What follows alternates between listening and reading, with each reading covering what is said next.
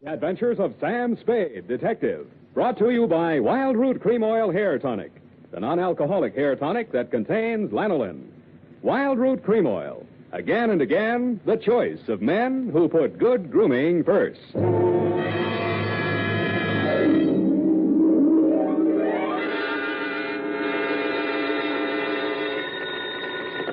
Sam Spade Detective Agency. That is the correct answer. You have just won $104 million, 6 deep freeze units, a stable of polo ponies with matching saddle soap, a terry cloth robe with chocolate bars pre-melted into the pockets, and a full-size, real, honest-to-goodness dreadnought, such as is used by Uncle Sam's Navy. Oh, I'm sorry you'll have to call back.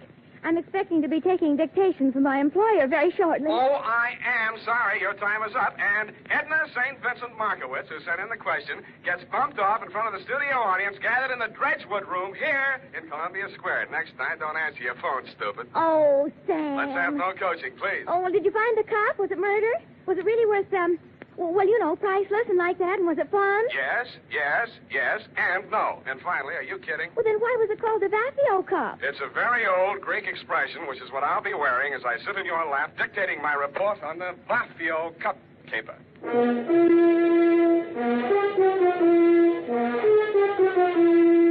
Dashiell Hammett, America's leading detective fiction writer and creator of Sam Spade, the hard-boiled private eye, and William Spear, radio's outstanding producer-director of mystery and crime drama, join their talents to make your hair stand on end with the adventures of Sam Spade.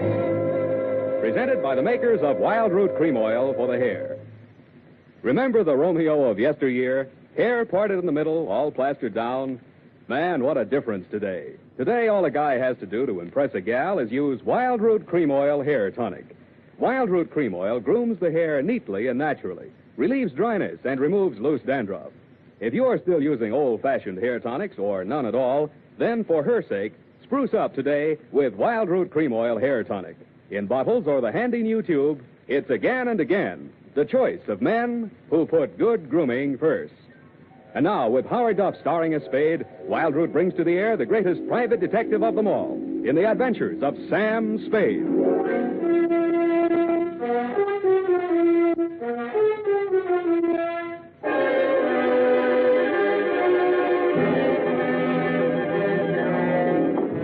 Blow the man down, police, blow the man down. Why do they want to blow the man down?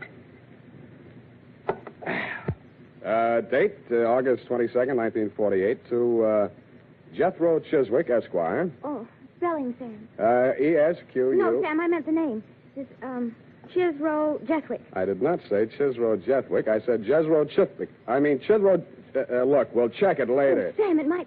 I have an uncle in Berkeley named Smithwick. Leave your family out of this, F. But he's only by marriage, Sam. It's quite a common name. Name 3 people named Chiswick. No, Smithwick, Sam. Now, let's see, there's Uncle George and Aunt Amelia by a previous marriage. Then there's my cousin Rupert on the Christie side. When you have finished ruminating amongst the foliage of your family tree, Miss Perrine... Well, I only mentioned it in all connection with right, that name we'll that you start thought you... all over again. Tear out that page. Yes, Your Highness. No, please. No need to curtsy. To Jethro Chiswick, no comment, please. From Samuel Spade, license number 1375596. What's that? Nothing, Sam, nothing. Throat. Subject, the Vafio Cup Caper. Dear Commodore, that's the way I like you. Meek. I'd always considered myself fairly well-versed in the subject of cups. But if anybody had told me there was such a thing as a Vafio Cup, they could have knocked me over with one, which they did. Mr. Spade? Yeah. I'm Chester A. Brody. I talked with your secretary on the phone. Do you follow? Oh, yes, Mr. Brody. Sit down. Rest your package. Thank you. I prefer to hold it for the time being. My card, sir. Theophilus and Brody, importers and exporters. Mm-hmm. Mr. Theophilus is my partner, Dmitri Theophilus. Do you follow? I follow. It was Mr. Theophilus who brought the Vafio Cup into the firm. I furnished the cash capital. Vafio Cup. I do not follow. Yes, indeed. The only one of these treasures to fall into private hands. One of the fabulous Vafio Cups. Those exquisite and cunningly wrought examples of the art of the ancient Grecian goldsmith, excavated by the great Schliemann from a beehive tomb in Sparta. Beehive. Mycenaean age. Just west of the Lion Gate. Oh, the Lion Gate. Pardon me, Mr. Brody. Are you trying to tell me that this cup is very valuable? Priceless. And that you will finally manage to find a buyer? Do you follow? And that you want me to deliver that package containing your priceless cup and return with your customer's cash? Accurately put. I presume you're bonded. Uncork me and see for yourself. You are a droll fellow, to be sure. I had a light breakfast, rolls and coffee. Now, what is this Vafio cup? I will show it to you. You are about to see a treasure but few eyes have looked upon in our time, Mr. Spade. The Vafio cup. Handle it carefully. It's fragile. You could crush it in your hand like so much tinfoil. Yet this golden relic of a golden age has come down through the centuries miraculously unscathed. Note the delicately wrought lines of the bas-relief, the exquisite draperies on the figure of the caryatid, the anguish on the face of the fallen hunter, the sheer brute force of the wild boar charging to the kill. Holding this golden cup in your hands, you encompass 3,000 years. Do you comprehend why there's no question of insurance here? Frankly, I don't. My dear man, an item such as this is worth only as much as a collector will pay for it. This particular collector has offered $200,000. It might never be offered again. You follow? I follow. Very well. Here's your fee, $100. I follow. And here is the address of my client in Los Angeles, Commodore Jethro Chiswick. Oh, now, wait a minute. You will take the noon train. Any questions? Yeah, why can't I go on a plane? Because I've placed an item in this afternoon's papers to the effect that the treasure is to be transported by plane. If I were a gunner, when I read that item, I'd take the train. That would be your first thought. Then you would think they're saying they're taking the plane to make me think they're taking the train. Therefore, you would take the plane after all. Oh, would you? If you were really clever, you might say they're taking the plane to make one think it's the train, so I'll take the plane after all, and therefore... Never mind. By this time, he's decided on the bus. The train is perfectly safe. You follow?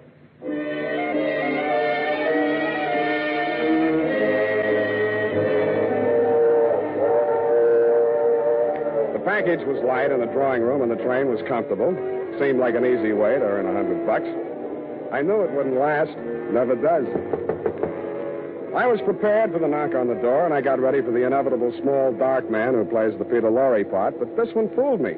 He was a tall, thin actor with sandy hair. Okay, Shamus, hand over the package. You won't be no trouble. Sure, there it is on the seat. Take it. Huh? It's okay. You got me covered. I won't make any move. Hey, what are you trying to pull? It's a stick-up, isn't it? Maybe I got the wrong compartment. No, that's it. The cup's in there. Unwrap it and see for yourself. Oh, no, you don't. I ain't picking up no booby traps. Oh, you're yellow, huh? I know that one, too. Don't cut no ice for me. Suit yourself. Game of gin? Hey, you're nuts. I'm getting out of here. Hey, wait a minute, pal. I'll buy you a drink. I don't drink. Lunch? In a go. Yes, indeed, Mr. Spade. I agree. Clarence is a very comical fellow. So are you. I took the liberty of stepping into your forecastle whilst you had your bit of raillery in the after companionway with my mate, dear Clarence. You mind? Not at all. Well, sir, I'm afraid you're going to mind a great deal. Oh! And that's how I met you, Commodore. I was so busy sizing up the .45 in your right hand that I didn't even notice when you left, whipped out of your coat pocket with one of the largest saps I have ever felt.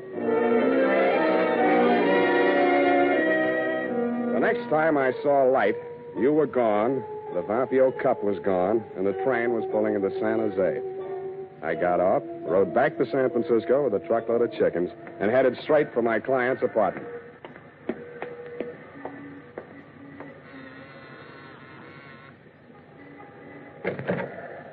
You got here quick. Yeah, Come in. thanks.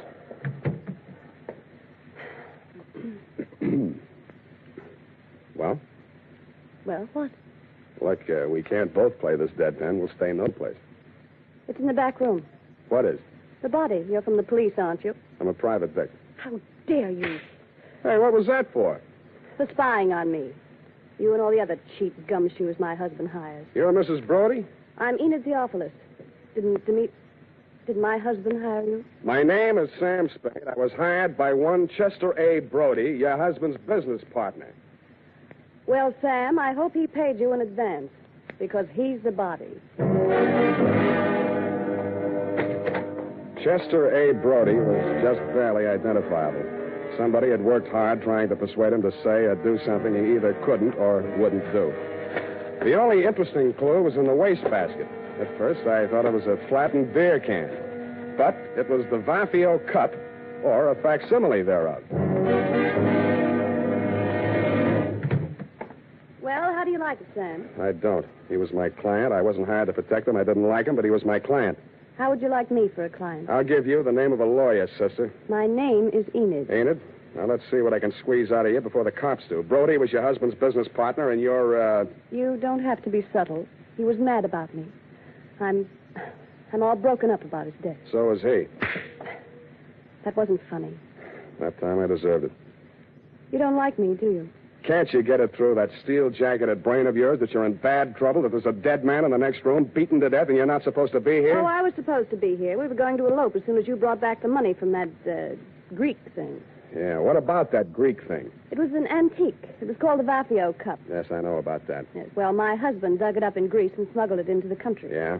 It was all he had, but it was such an important piece that he was able to persuade Chet, the late Chester Brody, that is, to let him in as a full partner. Then what? Well, they quarreled. My husband made some bad investments, and Chet wanted to sell the cup to save the firm. Dmitri refused. I didn't think it was fair, so I got the keys to his safety deposit box where the cup was, and Chet arranged to sell it to the Commodore. Did you get the money from the Commodore? All I got from the Commodore was lumps. He stole the cup? Roger. You've got to get it back. I've got it. Where? Here, take a look. Oh, it's ruined.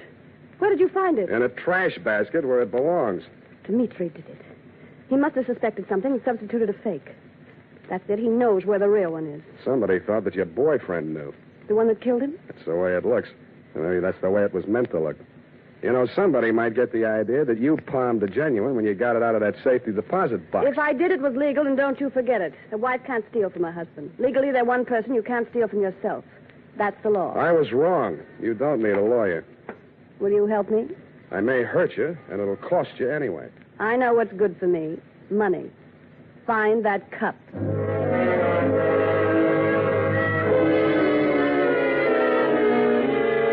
know what's good for me, too, so I took her $100, advised her to go home, and made for my own humble lodging. They were not only humble, they were crowded. The man was small, but the gun was enormous. I said, don't bother to introduce yourself. Your name is Dmitri Theopolis, and you want this package that I'm carrying.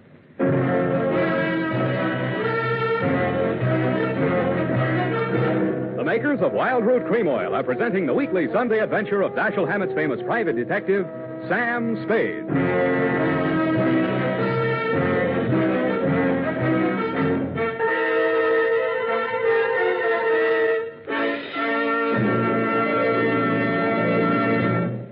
Here's important news on good grooming.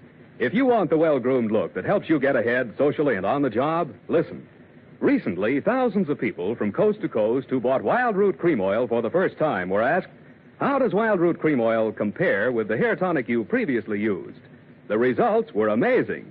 Better than 4 out of 5 who replied said they preferred Wild Root Cream Oil. Remember, non-alcoholic Wild Root Cream Oil contains lanolin. It grooms the hair naturally, relieves dryness, and removes loose, ugly dandruff. So if you want your hair to be more attractive than ever before, get the generous new 25-cent size of Wild Root Cream Oil, America's leading hair tonic, on sale at all drug and toilet goods counters. It's also available in larger economy bottles and the handy new tube. Get Wild Root Cream Oil. Again and again, the choice of men who put good grooming first. By the way, smart girls use Wild Root Cream Oil, too. And mothers say it's grand for training children's hair.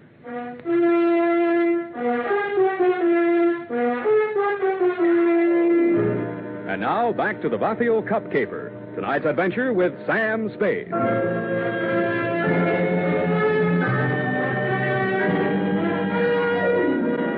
He didn't answer me, so I said it again. Don't bother to introduce yourself. Your name is Dmitri Theopolis, and you want this package that I'm carrying. Of that be assured. You obtained this from my dear wife. And how did you find my darling? Not at the city pound, surprisingly enough. Oh, you know my dear wife. How soon you know my darling so well, more than I her husband? Is it possible? I don't know, is it? I don't know either. I employ a detective. Not this one. I have need. My poor partner, Mr. Brody. You are interested? If you are interesting about who killed your partner, that's one thing. But if you want somebody to dig out your family secrets, that is nothing. With me, you are, shall we say, no place. But why don't I get the right to know? There'll be no trouble, no scandal, no divorcement suing. Of that be assured. Even poor Chester is dead, so he's what one calls ancient history. While he lived, I knew nothing. I was blind. After he died, I see certain things. Yeah, well, do you see that maybe your wife had a hand in Brody's death? What then? Well, if it so happens that you cannot separate my darling from that, do you follow? Not quite. I'm not an old man, but my dear wife is but 22 and a truly lovely person. Oh, she's all right. Would it not be the part of husbandly wisdom to have, shall I say, a hold over her? If she's guilty, you won't need it. Good. Please, I cannot hold the gun and handle my wallet at the same time. Please. No, thanks. You keep the gun. I'll take the wallet. Oh, you trust me. You will work for me. Yeah, I'll work for anybody. Here, I left your cab fare. Oh, assuredly, you are so very kind. Oh, I'm not so Now kind. the package, yes? No. Then I don't hesitate to suit you. Oh, wait a minute. Yes? This is the fake. You sure you want this? Assuredly, yes. A man has already been killed for it. Your life's a high price to pay for a fake, though fancy, tin cup. You still think that's the price? Brother, I know it. Then you know I will kill you for it. Okay, if it means that much to you, and I guess it does, it's all yours. Okay, thank you. Please remain where you are. If you follow me, I will surely suit you.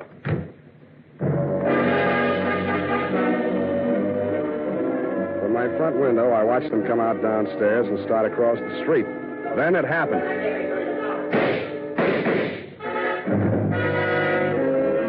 I saw the gun flash as it fired, and Theophilus slumped to the pavement. The package slid away from him into the gutter. I beat it down to him. He'd taken all 3 pellets in the midsection from close range. His pulse fluttered once or twice and then stopped. When I went to look for the package, it wasn't there.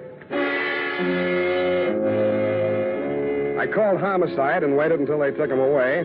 When I told Lieutenant Dundee what I had in mind, he congratulated me on my brilliant scheme and told me to go ahead with it. That was his mistake. I even talked him out of assigning any of his harness men to watch my building for the next couple of hours. That was my mistake. I went upstairs, opened the bottle, and waited for your knock on my door, Commodore. Hello, sir. A man would almost think you expected us.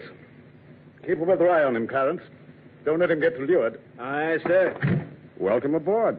No time for scuttlebutt, Mr. Spade. We are bound for Bouillon Bali on the lookout for Maru, sailing at dawn. I want that cup. The true, the genuine, the Vafio cup. No more deceptions, no more trickery. You will hand it over without further delay. Sure. Be glad to. Oh, no, not like that. You will tell Clarence where it is stowed, and Clarence will fetch it above deck. Why, you old barnacle. Theophilus never had his mitts on a genuine Vafio cup. Bilge water, sir. When Theophilus landed in San Francisco, he didn't have a farthing. Now he owes $500,000. If he hadn't got the genuine cup, how could he have borrowed all that money? Because a bunch of morons like you believed he had it.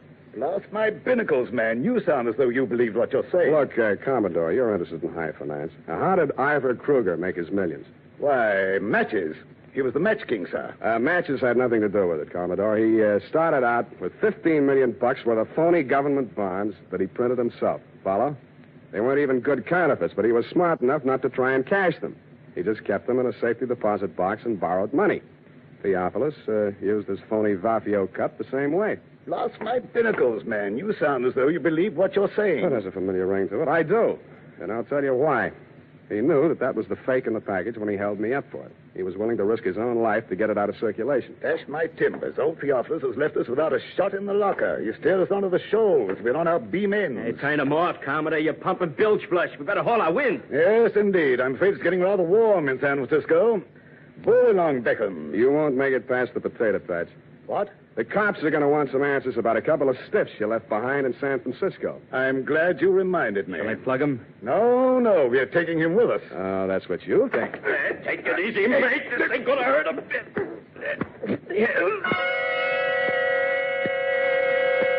A reek of chloroform filled the room, and a fist pounded into my belly. It knocked my wind out, and at the same time, my nose collided with something wet and cold. I swung out, but didn't connect. Before I could swing again, the room blurred, and a ceiling light floated down to meet me. Then the lights went out altogether.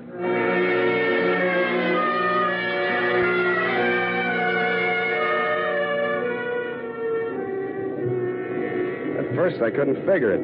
It sounded like what a doctor hears through a stethoscope, or maybe an earthquake, or maybe ship engines, which it turned out to be. When the lights came on again, I was lying on a bunk in a stateroom. I staggered across to the wash basin and splashed water on my face. Hello, you. Enid, as I hardly live and breathe. It could get worse. Yeah, where are we? Oh, not very far out. Not past the Farallon. Good. I'm a stowaway, and they'll put me off with the pilot. Oh, no, you're not. Your passage is paid. Mine? It is, huh? It is. Do you know who you are? Who am I? Chester Brody.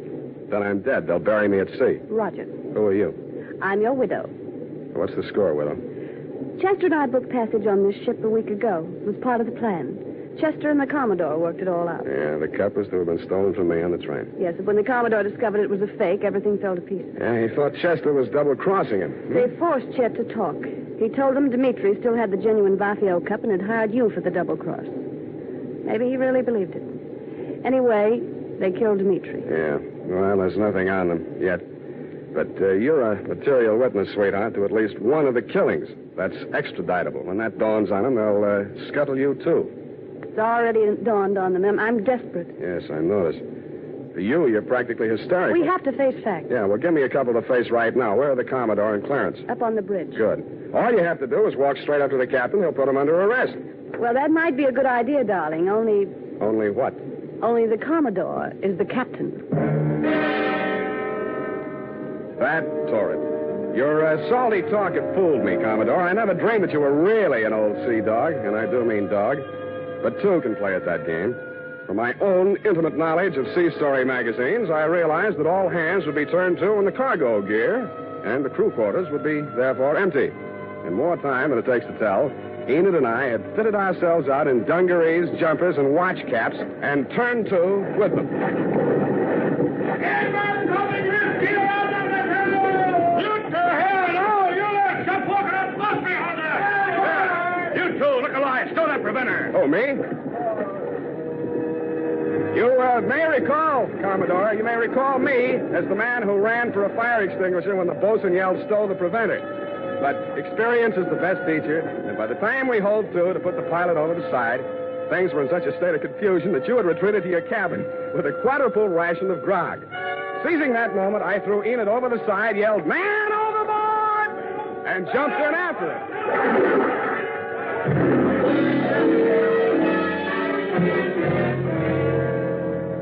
Once safely aboard the pilot schooner, we revealed our true identity, and a merry laugh was enjoyed by all.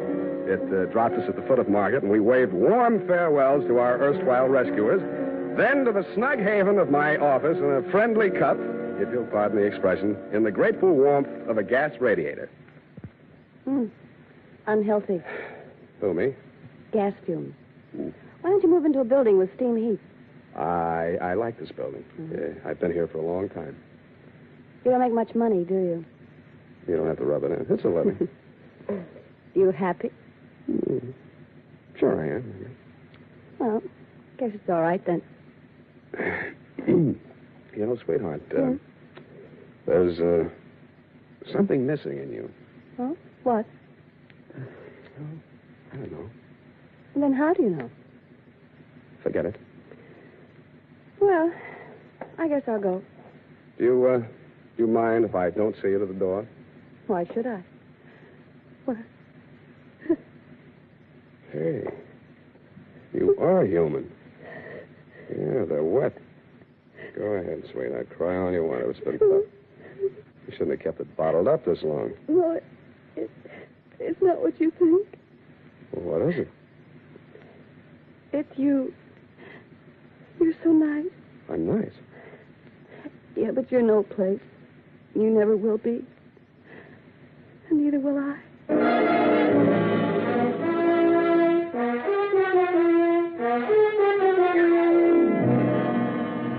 And that, Commodore, is the cargo. It was nice seeing you again down at the hall. They tell me you and Clarence are both trying to turn state's evidence. But according to the late bulletins, Clarence was leading by a neck in the stretch. Get it? The DA was afraid the jury might not understand your salty talk. Period. End of sea chanty. Oh, Sam. Yes, what? Oh, Hmm? oh, I just can't. Well, why can't you? Are you feeling okay, F? Oh, Sam. You betrayed your trust. You... Effie, speak to me. What is it? I betrayed my trust. What? Those criminals were on that boat. Yes? And you jumped overboard. You feel that I was recalcitrant? Is that it? That my actions were not true blue, clear cut? Is that it? Oh, I'll just go type this up, and I'm sure you can explain. I hope you can. I hope. Sour racket.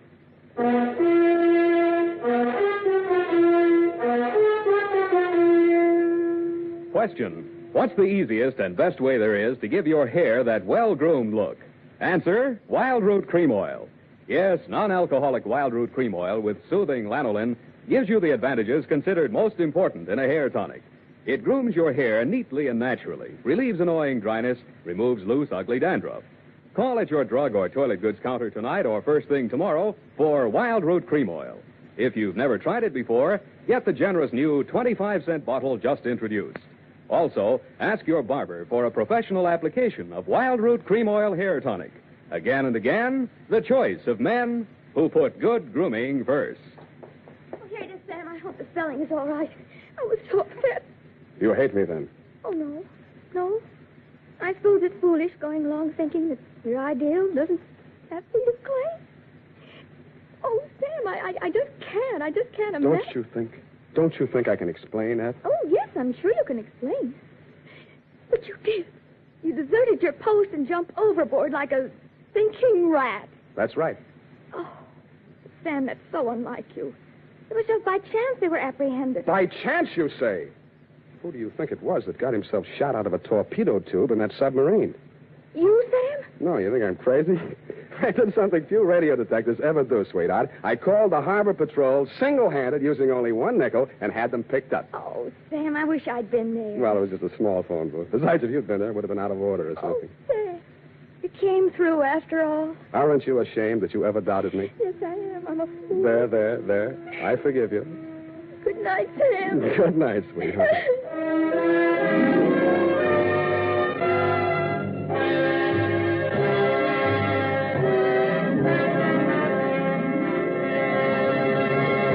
The Adventures of Sam Spade, Dashiell Hammett's famous private detective, are produced and directed by William Spear.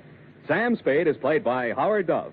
Lorene Tuttle is Effie. The Adventures of Sam Spade are written for radio by Bob Tallman and Gil Dowd. Musical direction is by Lud Gluskin with score composed by Rene Garrigang. Join us again next Sunday when author Dashiell Hammett and producer William Spear join forces for another adventure with Sam Spade. Brought to you by Wild Root Cream Oil. Again and again, the choice of men who put good grooming first. This is Dick Joy reminding you to Get Wild Root Cream Oil, Charlie. It keeps your hair in trim. You say it's non-alcoholic, Charlie. It's made with soothing lanolin. You better get Wild Root Cream Oil, Charlie. Start using it today. You'll find that you will have a tough time, Charlie. Keeping all the gals away. Hiya, Baldy. Get Wild Root right away.